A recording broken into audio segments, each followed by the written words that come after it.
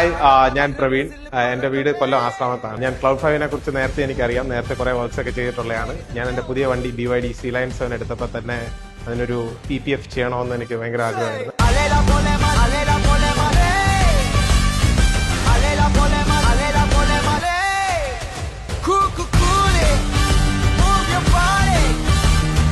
റോറോ എന്ന് പറഞ്ഞ UK based ബ്രാൻഡാണ് ചെയ്തേക്കുന്നത്.